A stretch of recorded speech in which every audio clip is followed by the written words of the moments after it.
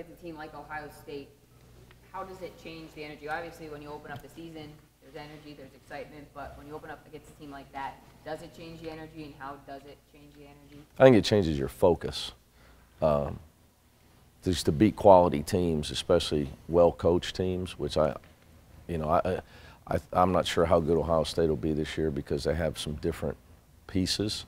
I'm sure they're going to be a lot better team in January. But one thing I know for a fact, they're extremely well coached. That's the constant with what I know about Ohio State. So therefore, when you play against a really well coached, high major team, obviously in the opener, it heightens your focus. You have to eliminate mistakes early in your practice sessions. Your margin for error is a lot less. So, you know, the things that you eventually have to get to be able to beat quality opponents, you just got to try to get there a lot sooner. But I don't know how realistic it is. You know, I don't know on November, what that was 7th we play. So I don't know on November 7th how clean either team's going to play. But I do know that it's going to make us both. When you play a well-coached team, I think it makes you better because you learn more about your team. They're going to find your weaknesses. It allows you to start a growth process. But obviously, you know, you're trying to get a big win. I don't know, obviously, what you guys, different coaches do different things, but I think they scrimmaged Xavier the other day. Did you get a chance to talk to Coach Steele at all, or do you do that, or is that, I guess it's different for every coach? But that's maybe of all the questions I've got. It's just my 13th year. Oh boy, what is it? Okay. All right. Let's just think about it. If you okay, all right. Do you really think that Brendel's holding his breath. Okay, there was some. All right. Okay, that's good. I'm sorry. Okay. I needed that. I needed that though. Okay, I really that made my IOU lunch for that next one. Question. Is there a realistic timetable Brendel's going to? Here's what I want you to do. I want you to call Travis Steele and see what how much he wants to help the Bearcats. Okay, you don't know what kind of relationship. I don't know. Okay, now I know. Is there a realistic point in the season where you can set an identity for your team? Obviously, like, you don't want to say identity, but from day one. Okay. What do you think? Well, that hasn't day one for 13 years around here. We try to be you got to be hard to beat. You can't be easily defeated. I think that any winning program at any level in any sport has those characteristics. You have to be hard to beat. You cannot be easily defeated, which means you have to be hard to score on, and you do not turn the ball over. And then when the ball is loose, whether it's on the floor or in the air, you compete for it like a championship team.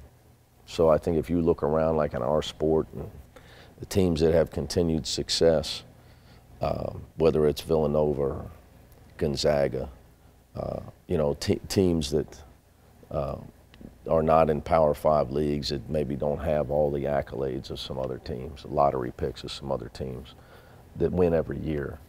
They fight for the ball when it's on the floor or in the air, and they're not easily defeated.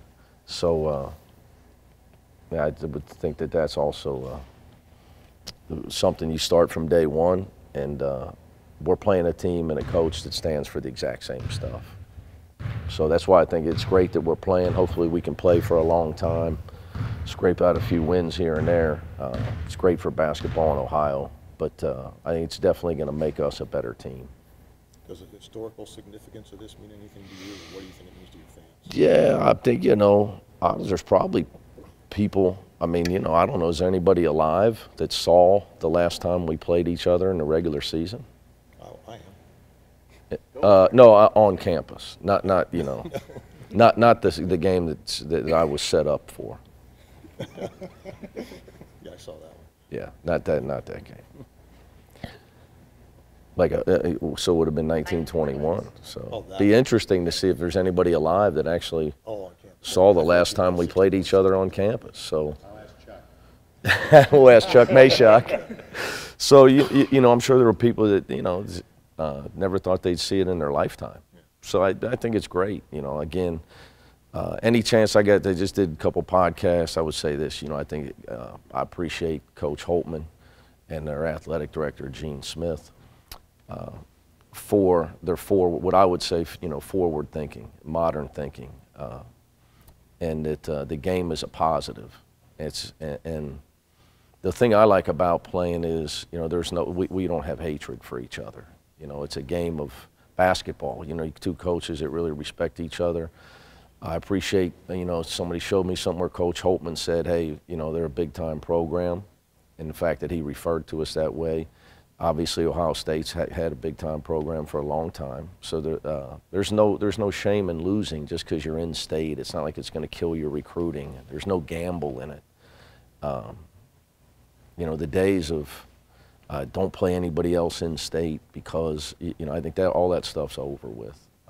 So I just appreciate them with their forward thinking. And I think it's great for kids. You think when you really stop, you start to get older, and you think about, the people that follow basketball, that buy season tickets at both our schools, deserve for us to play. But if you're a season ticket holder at either one of these schools, I would think that, that this is a game you would want to see. If you're paying the money that people pay now with seat licenses for tickets and all the above that goes into getting good seats. So I think it's just great, but I appreciate the fact that they obviously, with Coach Holtman's arrival, changed their stance. And you were part of this kind of series with Louisville and Kentucky. Could this be the same thing? Absolutely. I think it's obviously a chance that, to get the eyes of the basketball world on both of your universities, in particular your basketball programs. It's great. It's great for us. Obviously, in our state, football can tend to dominate the amateur landscape at times. So I think it can only evolve. And I think Coach Holtman's recruiting extremely well, so they're only going to get better. You weren't happy with a number of the things from the exhibition game last week. Yeah, but that's normal for me. How would you describe the team's response since then? They have no choice. I don't know. It's so early. So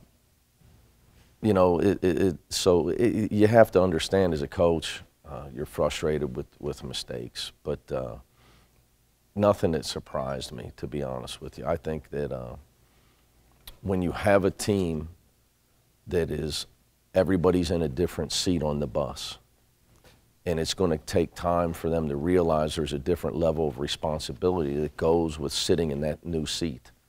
And I think Ohio State's very similar to us in that regard. And Jayshawn Tate was his dad played here. He's a good friend of mine. He's a warrior for them. Obviously, Bates Diop's a great player for them. Cam Williams had played a lot of minutes. They lost 3 guys, played the same amount of minutes as our big 3 did. So you have all these guys now that have to play well, or their team's not going to win. So there's a difference between being on a team and being the reason your team wins, that you have that, now bear that responsibility. And it's you can talk all you want in practice. I think experience is the only thing going to change it. I'm going to get frustrated. It is what it is. Because you'd like to be able to say, well, okay, Nasir, you got to be this guy every day. It's a process of learning how to play 30 minutes a game, getting your wind, not hyperventilating because you're so nervous and with nervous excitement. Not scared, but nervous excitement. How to not get cheap fouls that you could get when you were a guy coming in for Kyle Washington. So it's just experience is going to be really the only antidote that will work for that in the long term. So I'm going to have to, I'm the most experienced guy.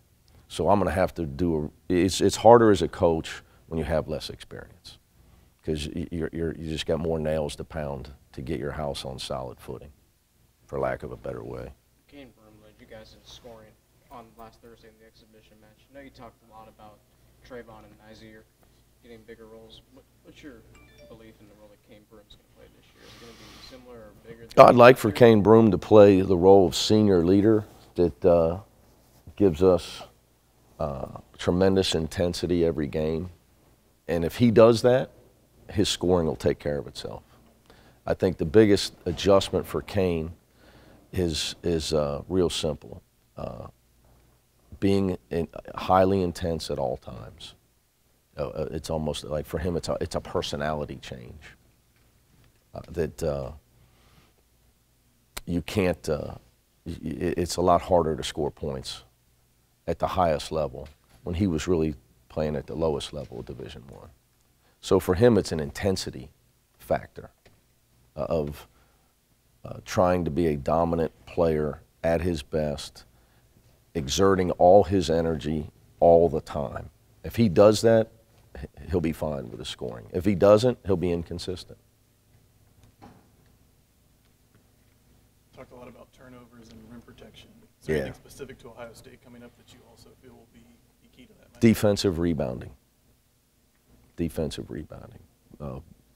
Coach Holtman's teams, I say this with all respect, they play really hard. And obviously I played him twice at Butler. He had some veteran guys, and you know, Schrabbit's one of my favorite players to ever watch. Roosevelt Jones and those kind of guys, but they're going to play hard. They're going to go after the ball really hard.